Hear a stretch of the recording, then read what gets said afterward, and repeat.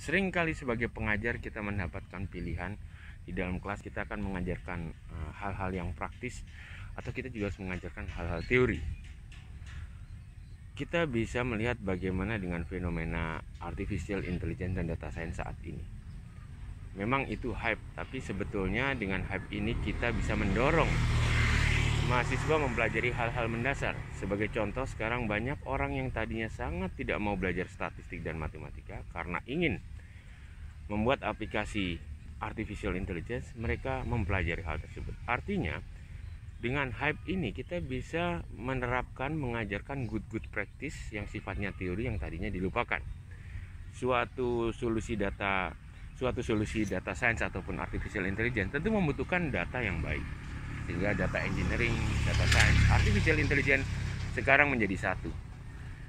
Nah, ini mengakibatkan kita bisa memanfaatkan strategi ini untuk mengintroduce atau memperkenalkan teori-teori. Jadi, kalau dulu biasanya kita memperkenalkan teori, memberikan contoh, ini seperti tidak ada kesinambungan antara teori dan praktek.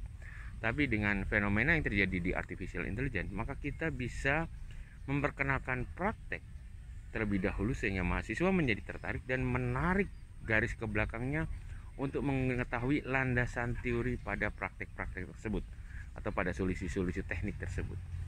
Sehingga misalnya dia memulai melihat aplikasi AI, dia bisa melihat library tertentu, kemudian dia bisa mempelajari library tersebut memanfaatkan teori-teori apa.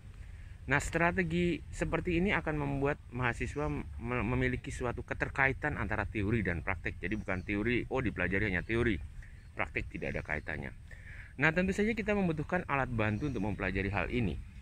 Salah satu alat bantu yang sangat memberikan hal positif untuk menerapkan strategi belajar ataupun mengajar ini adalah menggunakan software open source. Bukan karena terkait lisensinya atau harganya, tetapi dengan software open source, mahasiswa bisa melihat source code.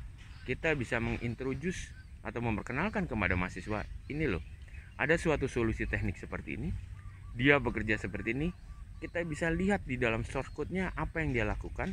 Kita bisa lihat source code-nya itu berdasarkan pada suatu teori apa. Sebagai contoh, aplikasi yang sering digunakan untuk mengedit gambar adalah GIMP. Kita melihat bagaimana suatu proses filtering menghilangkan jerawat pada muka kita. Kemudian kita lihat di dalam source code-nya, ternyata filtering itu menggunakan suatu algoritma filter untuk image tertentu. Kita bisa melihat di dalam source code-nya bagaimana algoritma tersebut yang secara teoritis bisa diterapkan menjadi source code. Hal ini sudah diterapkan ketika kita mempelajari data science atau artificial intelligence menggunakan Python. Para mahasiswa bisa melihat source code dari Python tersebut. Para mahasiswa bisa melihat bagaimana library Python tersebut disusun secara lebih detail dan bagaimana keterkaitan teori dan praktik. Sehingga sama halnya seperti dahulu selalu saya ungkapkan, open source software itu sangat membantu dunia pendidikan, bukan karena masalah ekonomis, tetapi itu membuka suatu kesempatan kita mengaitkan teori dengan praktek kepada para mahasiswa. Mari kita sama-sama menggunakan software open source di dalam dunia pendidikan dan penelitian. Terima kasih.